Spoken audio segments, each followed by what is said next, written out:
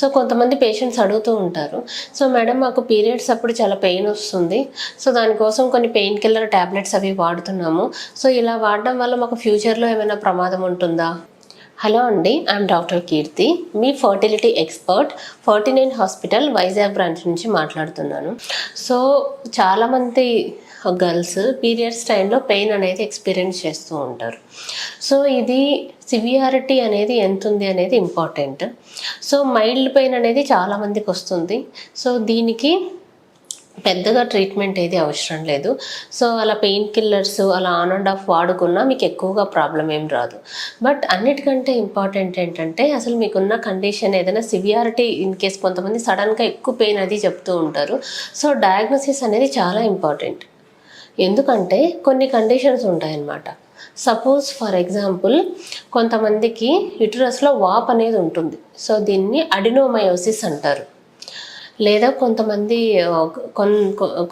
గర్ల్స్కి ఏంటంటే ఎండోమెట్రియోటిక్ సిస్ట్లు అంటారు.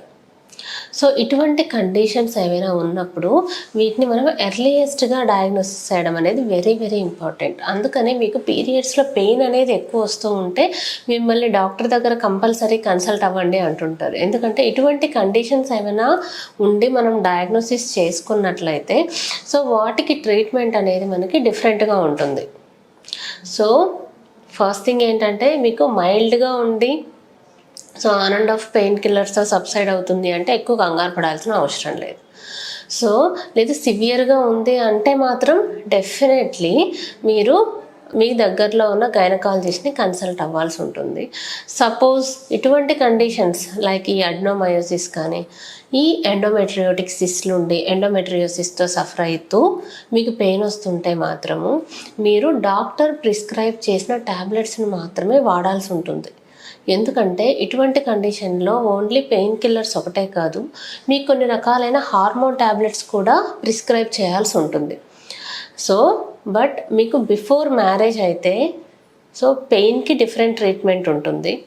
బట్ ఆఫ్టర్ మ్యారేజ్ వచ్చిన వాళ్ళల్లో సో 2 రకాల ప్రాబ్లమ్స్ చెప్తూ ఉంటారు. So one thing is the pain, ఇంకొకటి ఏంటంటే ఫర్టిలిటీ. సో ఈ రెండు ప్రాబ్లమ్స్లో మీరు ఏ దానికి ట్రీట్మెంట్ తీసుకోవాలి అని అనుకుంటున్నారు అని బేస్ చేసుకొని డాక్టర్ మీకు ట్యాబ్లెట్స్ అనేవి ప్రిస్క్రైబ్ చేస్తారు. సో మీకు బిఫోర్ మ్యారేజ్ బాగా పీరియడ్స్లో పెయిన్ వస్తుంది అంటే డెఫినెట్లీ మీరు గైనకాలజిస్ట్ని కన్సల్ట్ అవ్వండి. సో అప్పుడు ఫస్ట్ మీకున్న కండిషన్ని డయాగ్నోసిస్ చేసి అలా డయాగ్నోసిస్ చేసిన తర్వాత మీకు ట్యాబ్లెట్స్ అనేవి ప్రిస్క్రైబ్ చేయాల్సి ఉంటుంది. జస్ట్ బ్లైండ్గా ఏదో ఒక tablets or even hormonal tablets కూడా బ్లైండ్గా వాడడం అనేది కరెక్ట్ కాదు. దెన్ ఆఫ్టర్ మ్యారేజ్ మీరు ఏది ఫస్ట్ ట్రీట్మెంట్ తీసుకోవాలనుకుంటున్నారు, ఫస్ట్ పెయిన్కి తీసుకోవాలనుకుంటున్నారా లేదా ఇన్ఫర్టిలిటీకి తీసుకోదలుచుకుంటున్నారా, ఏది తీసుకోవాలనుకుంటున్నారా అనే దాన్ని బేస్ చేసుకొని మీకు ట్రీట్మెంట్ అనేది ఇవ్వడం జరుగుతుంది. సో పీరియడ్స్ టైంలో ఎటువంటి జాగ్రత్తలు తీసుకోవాలి అని చెప్పి కొంతమంది ఫిమేల్స్ అడుగుతూ ఉంటారు. సో ఈ టాపిక్ గురించి మనం డిస్కస్ చేసుకుందాము. హలో అండి, ఐఎమ్ డాక్టర్ కీర్తి, మీ fertility expert, 49 hospital Vizag branch నుంచి మాట్లాడుతున్నాను. సో మెన్స్ట్రువల్ హైజీన్ అనేది very very important.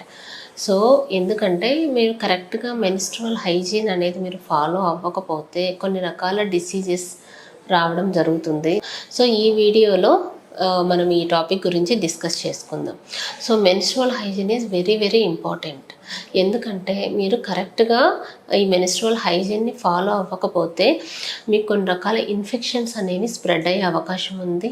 So over a period of time ఇలా కొంతమంది ఫిమేల్స్కి రిపీటెడ్ ఇన్ఫెక్షన్స్ వచ్చి ఈవెన్ సర్విక్స్ అంటే గర్భసంచి ముఖద్వారంలో కానీ లేదా యుటరస్లో ఇన్ఫెక్షన్స్, సో ఇలాంటివంతా, లేదా పెల్విస్లో పిఐడి అంటారు, పెల్విక్ ఇన్ఫ్లమేటరీ డిసీజెస్, ఇటువంటి అన్ని రకాల డిసీజెస్ వచ్చే అవకాశం అనేది ఉంటుంది. సో ఇవన్నీ ప్రివెంట్ చేయాలంటే సింపుల్ మెన్స్ట్రువల్ హైజీన్ని మీరు కరెక్ట్గా ఫాలో అయినట్లయితే సో ఇటువంటి ఫ్యూచర్ డ్యామేజ్ మనం ముందుగానే ప్రివెంట్ చేయొచ్చు. సో ఫస్ట్ థింగ్ ఏంటంటే మీరు అట్లీస్ట్ ఒక 4 to 6 అవర్స్కి ప్యాడ్స్ అనేవి చేంజ్ చేయాల్సి ఉంటుంది. సో సింపుల్ వాటర్తో మీరు క్లీన్ చేసుకోవాల్సి ఉంటుంది. అన్నెసరీగా కొన్ని రకాలైన కెమికల్స్ కానీ ఇటువంటి exposure as much as possible avoid చేయాల్సి ఉంటుంది. కొంతమంది మెన్స్ట్రువల్ కప్స్ కూడా వాడుతూ ఉంటారు. సో ఇటువంటి మెన్స్ట్రువల్ కప్స్ వాడే వాళ్ళు కూడా రెగ్యులర్గా వితిన్ 6 to 8 అవర్స్లో వాటిని రెగ్యులర్గా క్లీన్ చేసుకోవాల్సి ఉంటుంది. అండ్ పీరియడ్స్ టైంలో proper diet and sleep is very very important. In case మీకు హెవీగా బ్లీడింగ్ అది అవుతుంటే మీకు water intake is also very very important. So sufficient అమౌంట్లో వాటర్ తీసుకోవాలి, బ్యాలెన్స్డ్ డైట్ తీసుకోవాలి. ఫుడ్లో ఎక్కువగా లీఫీ వెజిటబుల్స్ ఇలాంటివన్నీ ఉండేలాగా, ఫైబర్ కంటెంట్ ఉన్న ఫుడ్ ఉండేలాగా చూసుకోవాలి. ఆయిల్ కంటెంట్, స్పైసీ ఫుడ్ ఇలాంటివి తగ్గిస్తే బెటర్. సో ఇటువంటి ప్రాపర్ మెన్స్ట్రువల్ హైజీన్ని ఫాలో అవ్వాల్సి ఉంటుంది. Thank you so much.